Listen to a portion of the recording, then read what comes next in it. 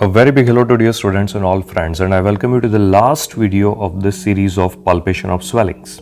So far in this series we have seen various videos on history taking, inspection and palpation of the swellings, and if you have not seen them you can get the link in the description. And in this video we'll talk about an interesting feature of palpation, which is fixity. We'll see that how to assess the fixity, or you can also call it as the mobility of any swelling, and how does it help you in making its diagnosis.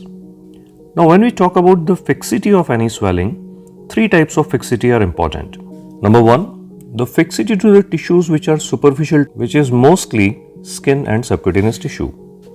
Number two, fixity to the surrounding structures like nerves, vessels, tendons, etc. Here I would say that this point is rather more important in case of examination of a lump. For example, a breast lump or abdominal lump. And lastly, fixity to the deeper structures like muscles or bones. Now let us see them one by one and start with the fixity to the skin. Now if your swelling is fixed to the skin, then there can be two possibilities.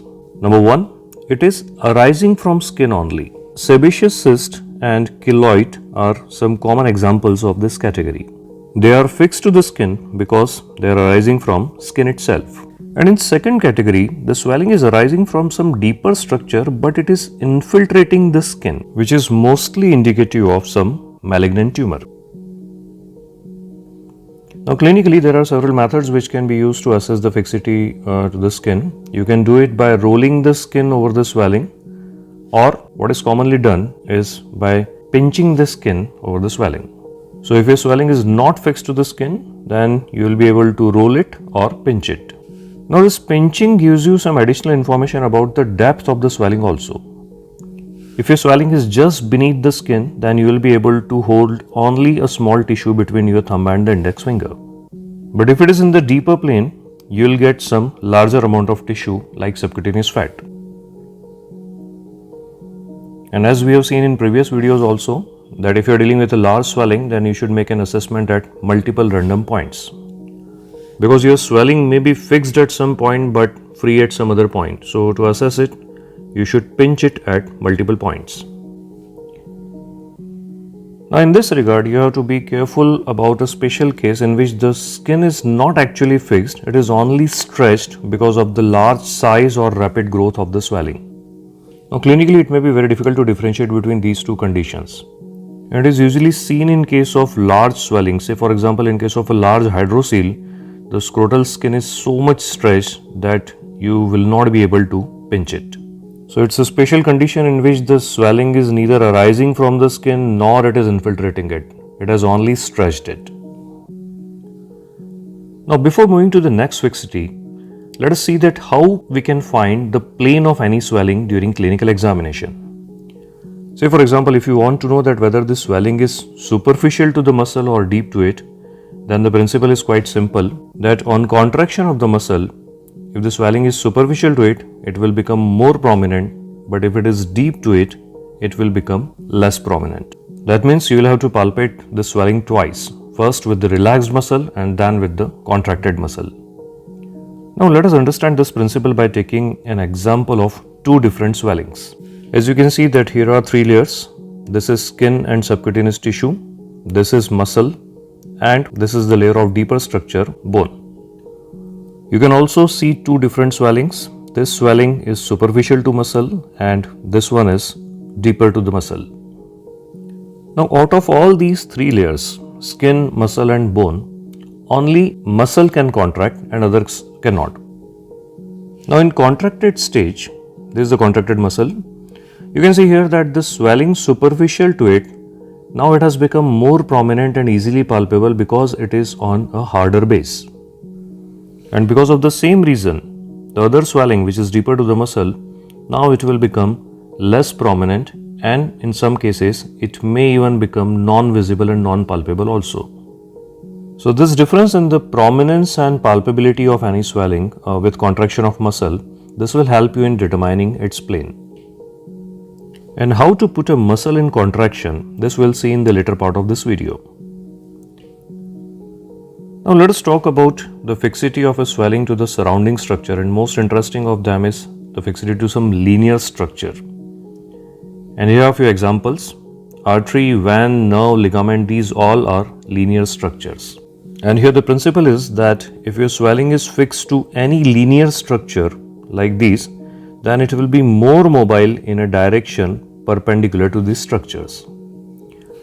Now we can understand this principle with an interesting example of a thread and a coin. If you ask someone to stretch a thread in the vertical direction, and if you stick a coin here, then you will see that you will be able to move this coin in the direction perpendicular to the thread, but it will not be mobile along the direction of the thread. So whenever you get this peculiar pattern of mobility, that your swelling is mobile in one plane but not in the other plane, then always suspect its fixity to some linear structure. Like all these structures, tendon is also a linear structure, but in this case there will be an additional interesting point. Whenever swelling is fixed to a tendon, it will move in a proximal direction on contraction of its muscle.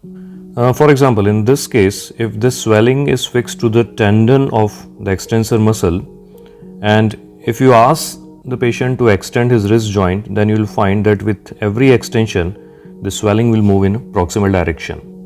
And when the muscle is relaxed, the swelling will come back to its original position.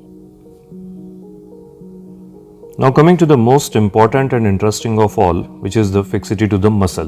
Now here again, as we saw in case of the skin, if a swelling is fixed to the muscle, then there are two probabilities: either it is arising from the muscle or it is arising from some superficial structure, but it is infiltrating the muscle, which is indicative of its malignant nature.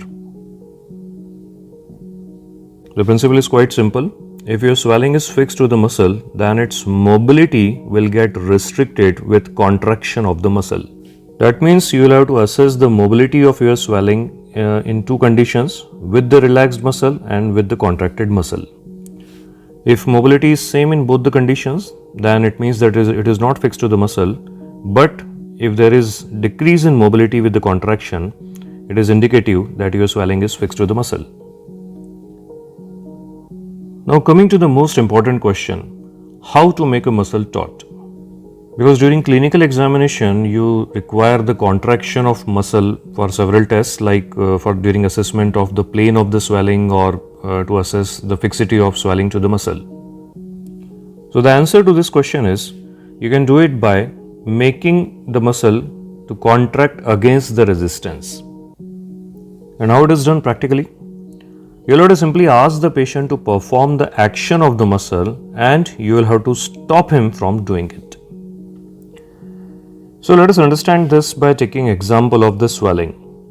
As you can see, this swelling is in the flexor aspect of forearm, and the muscles of this compartment, they cause flexion of the wrist joint. So to contract these muscles, you will have to ask the patient to flex his wrist joint, and you will have to stop him from doing it by your other hand. And with your dominant hand, you will have to move the swelling to see that whether there is any restriction in its mobility with the contraction of muscle.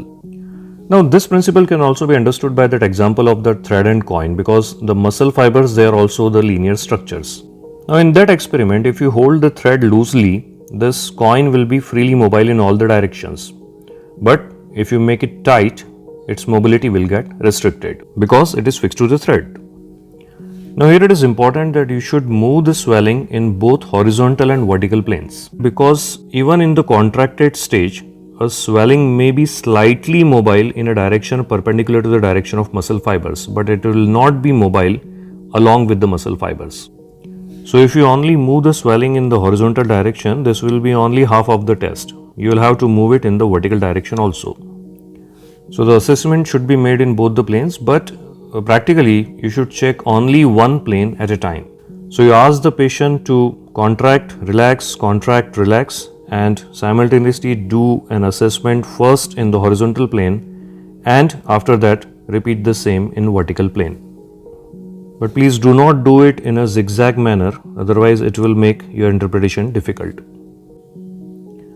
Now finally, let us see the fixity of the swelling to the deepest structure, that is the bone. Now here again there are same two possibilities: either the swelling is arising from the bone itself, or it is some malignant tumor of some superficial tissue which is infiltrating the bone. Such swellings are absolutely fixed regardless of the contraction or relaxation of the muscles, and it is not possible to move them even slightly, and if you try to move them, the whole body of patient will move.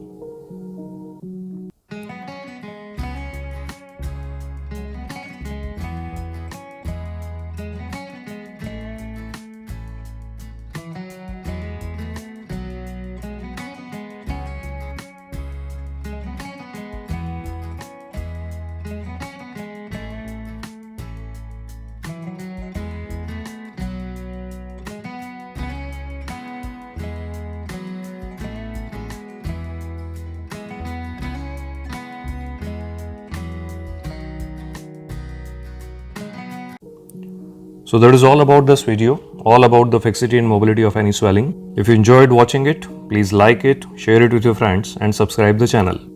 And this finishes my video series on examination of swellings. I have tried to cover the major points of history taking, inspection and palpation of any swelling through 15 videos in this series. And as I told you at the beginning that my major focus would be on the practical methods and difficulties and mistakes which we perform during clinical examination. And I hope that you learned many new and interesting things from this series. So we'll meet again very soon with a new series on some other clinical examination. Till then, stay healthy, stay safe and always keep learning in your life. Goodbye.